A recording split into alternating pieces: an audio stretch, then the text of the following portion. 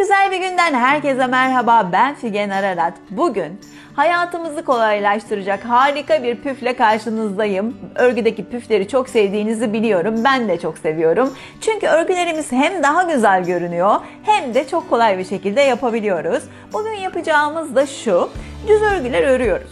Ama birleştirdiğimizde mesela bir bere yapıyoruz ya da bir oyuncak yapıyoruz. Birleştirdiğimizde çok kötü bir böyle çizgi oluyor, iz oluyor. Ama bugün yapacağımız nasıl bir şey biliyor musunuz? Düz örgü öreceğiz. Böyle dikeceğiz yan yana ama hiç sanki dikmemişiz gibi duracak. Evet, mesela bir bere öreceğiz. Sanki böyle toptan örmüşüz. Bir tane oyuncak yapmışız, toptan örmüşüz gibi duracak. Hiç parçalardan oluştuğu belli olmayacak. Dikiş izsiz düz örgü nasıl yapılır? Hadi yapımına başlayalım. 2 tane düz ördüğüm parçam var. Mesela bir yelek, hırka birbirine birleştiriyoruz. Süeter böyle dik olarak. Onu nasıl birleştiriyoruz? Şöyle uçlarından ilk önce iğnemi takayım ve sabitleyeyim. Daha sonra size püf noktasını göstereceğim. Gerçekten sihir gibi o kadar kolay ve o kadar güzel oluyor ki artık bütün düz örgüyle ördüğünüz dikişlerinizi bu yöntemle yapacaksınız. Tam karşı uca da geçireyim şöyle.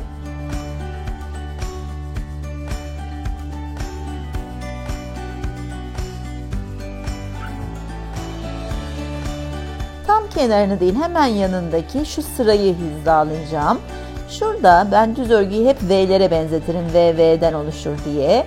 Bakın şurada V var. V'nin tam ortasında şöyle çektiğiniz zaman ipi göreceksiniz. Şöyle dümdüz bir ip vardır. Oradan iğnemi, ipliğimi geçiriyorum.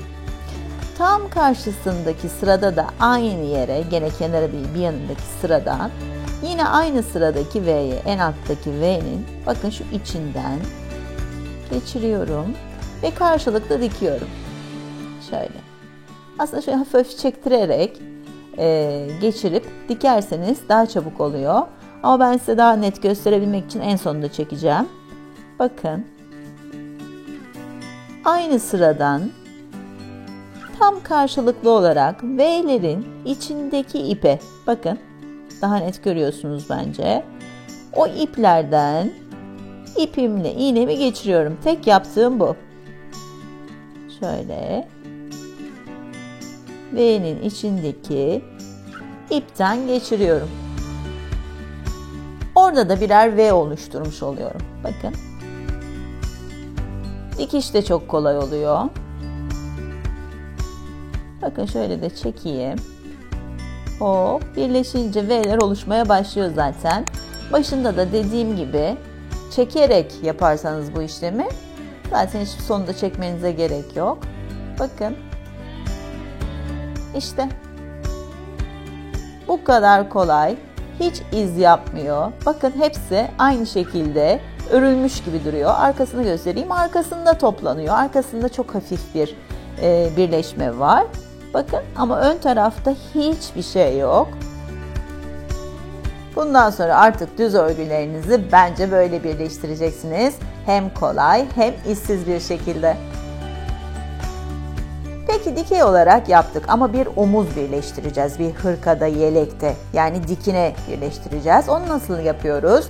Yine parçaları birbirine tam olarak denk getiriyoruz. İlk tam böyle köşeyi almıyorum. Onun yanındaki ilk sırayı bu sefer V'nin yanından geliyorum. Bakın. Şimdi aynı şekilde aynı sıradaki yine V'nin yanından geliyorum. Bu da dikine birleştirme. Şimdi aşağıya geçiyorum. Sadece V'lerin yanlarından geliyorum. Karşılıklı olarak dikiyorum.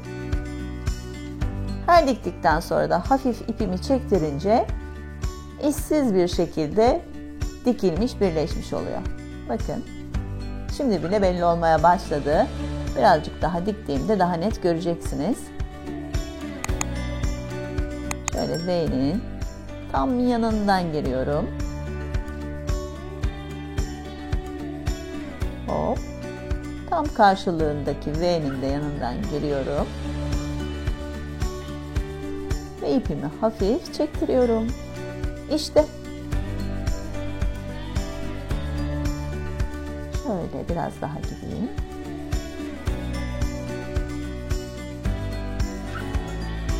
Bundan sonra artık yeleklerin, hırkaların, süeterlerin omuzlarında da hiç öyle rahatsız eden bir dikiş görüntüsü olmayacak. Böyle kaymalar olmayacak. O V'ler sıra olarak birbirini takip edecek. Bu da örgülerinizi daha şık ve düzgün gösterecek. Hem de normal dikiş yapar gibi farklı bir şey uygulamıyoruz, uğraş vermiyoruz. Kolayca bu dikişi rahatlıkla yapabilirsiniz. Bakın, işte gördüğünüz gibi V'ler birbirini takip ediyor. Hiç farklı bir dikiş izi görünmüyor. Sadece arkada birleşiyor. İşte dikine de düz örgüyü birleştirmek bu kadar kolay. İşte dikey ve yatay olarak birleştirmeyi göstermiş oldum. Yapımı bu kadar kolay. Umarım beğenmişsinizdir. Yine böyle hayatı kolaylaştıracak güzel püflere devam edeceğim. Sizin de istediğiniz bir şeyler varsa bana yazmayı sakın unutmayın. Yorumlarınızı sabırsızlıkla bekliyorum. Yine güzel değişik örgü projelerinde görüşmek üzere. Şimdilik hoşça kalın.